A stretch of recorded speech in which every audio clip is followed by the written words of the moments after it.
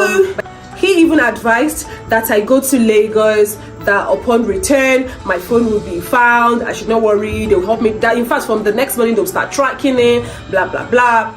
My other friends too, who were helping with the tracking on the other end, were also advising me at this point that the next morning, the first thing before I leave for the airport, I should actually retrieve my line. I should block the MCN that night, that main line that night, then I should retrieve it in the morning. So everything was just coming to me like, wait, no, I don't get it. So I sat in front. This is now around 11 p.m. I sat in front of the spot with my friends surrounding me, you know. I just thought about everything. Just few days back, I had lost my generator. Someone came and stole my big generator from my house. A house with security guard at the other gate. A house with security dog. A house with barbed wires on the fence. Anyways, I always have my theory that it's an inside job, but it's fine. Then, my mom just left the previous day. And now this. So I sat there and I didn't know when I said, I'm waiting for the next thing that wants to be taken from me. I didn't know when I said it. Of course, now I have apologized to God. I have prayed about it, but I felt then I was in so much pain. I was in so much pain at the time. I didn't know when I said it. I was like, I'm waiting for the next thing that wants to be taken away from me. And as at that time, I was done. I wanted to just leave and go home and sleep. I was frustrated. I was done.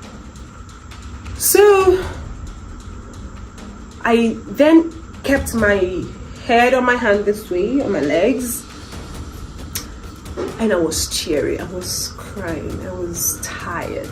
I was crying. And by the time I looked up with my teary eyes, guess who was in front of me? B. The male staff was standing right in front of me, and he looked into my eyes. I looked into his eyes, and then I looked down. He looked so, I don't know how to describe it. There was a look on his face, a look of pity, a look of concern. That was what I saw. My friends said what they saw was a look of guilt, that he was guilty. I didn't see that. I just saw pity. So it was at that moment I knew I probably need to do something or leave. No, before then, around 11:30 p.m., he then invited his uncle over. So his uncle came. When his uncle came, he started talking to his uncle in his local language and was just ranting and was talking and was angry all over again when his uncle came and was pointing at my friends and pointing to one of my friends in particular, saying, it is that one who accused me of stealing the phone. That one called me a thief. This, that. He was just talking and ranting. And he was even telling his uncle that they should call my friend. He was even telling other people, call him for me. Call him for my uncle. That was... Then they pointed at my friend. In my head, I said, okay. So they pointed at my friend. My friend looked up and said, what? It was not like, was it not you who said I stole the phone? Then my friend said, yes, you stole the phone. You are the thief. That was what my friend said straight up. I said, hey, God. So the boy was just there ranting with his uncle. Everybody was there. Everybody was getting rowdy. At this point, it was going to 12 a.m. in the night. And we're still out there. So I was already making up my mind. Okay, should I leave? Should I stay? I was confused. So I needed to make one final call. You know how you make final calls to that one person you trust their judgment. So I called one of my close friends, one of my closest friends, and I told her what's going on. And she said to me, Rebecca, you know right now you're being emotional because the owner of the spot is your friend. But at times you have to put that aside and get the job done. Because if you continue this way and you're being emotional, you know the right thing to do, but you don't want to do it because you're being emotional that the owner of the store is your friend, and you know one way or the other will get entangled in the entire thing. Babe, just still do the right thing. Just do it. Just do it. So I went back, and the final conviction I had before making my direct call to bring in the police, because all along I had direct contacts to bring in police to have them arrested, and I didn't use it. And I was just, looking at my friendship with this person and hoping this will resolve, without us involving the police and all that. So, I went back there and I stood. 2 other friends had arrived now, and I said in Yoruba. So one of my friends who understood Yoruba, I said to her, do you know something just crossed my mind?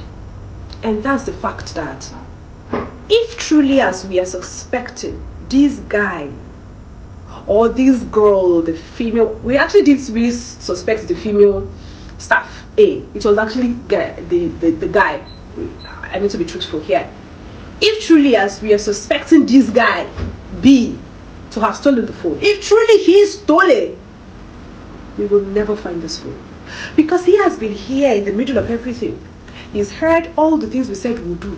He's heard how we are tracking it. He's heard how you cannot steal an iPhone unless you don't want to use it, because even if it will take you 6 months to use it, to put it on, 1 year we will still track it. It might take a long time, but we'll find the phone. So he's heard everything we are doing, who we are calling, everything. He knows he's in trouble. So if truly he took the phone, he would rather go home tonight and destroy the phone than putting it on and we track it to him. That will never happen. He will rather destroy the phone and we will never find it. So I said, you know what? I'm calling the police. Now it's 12 a.m. past 12 and we are still out here. I have called the police. They were on the way. It took them literally 10-15 minutes to get to me from the time I made the call, and they were there.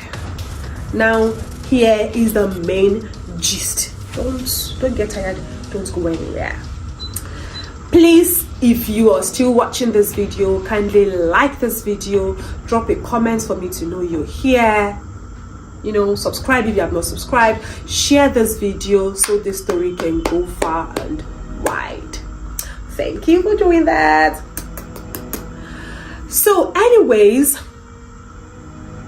the police arrived in their van and they drove in and parked right in front of us.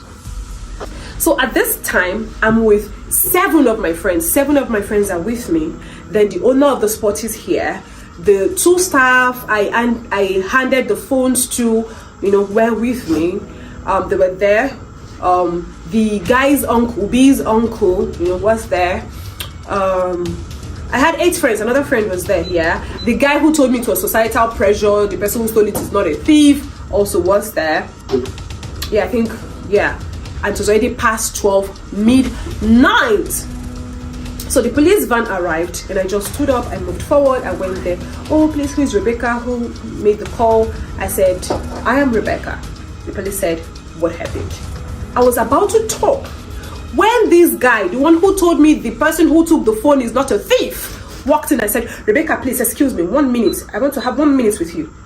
And I looked at him, I said, we've been here all this while. You didn't say you want to have 1 minute with me. Guys, leave me alone, please. I want to talk to the police. Then he went ahead again. Sorry, just 1 minute, 1 minute. Then the head of the police team looked at him and said, who are you? He said, my name is, what he called his name. The man repeated, who are you? Then he said, oh, my name is repeated. The man said, excuse us, I want to speak with Rebecca. So he left. Then the narrator said to the man, oh, I came here to charge my phone. This is not my first time coming here, I come here all the time. These are my guys. The owner of the spot is my friend. And I gave them the phone and now they can't find the phone. Since 8:30, now this is past 12 a.m. So the policeman said, okay, where are the 2 people, the 2 staff you handed your phones to? And I pointed at them and said, hey, B, come here. 2 of them moved to me. And the policeman said, he spoke to his team members and said, get them into the van. Oh God, I felt so heartbroken because it's past 12. And this girl too will be taken. What if she's not the one who took it? What if it's not the guy? What if it's not even both of what? At this point, I didn't even know. Then the next thing the policeman said even left me more confused and more concerned, whatever.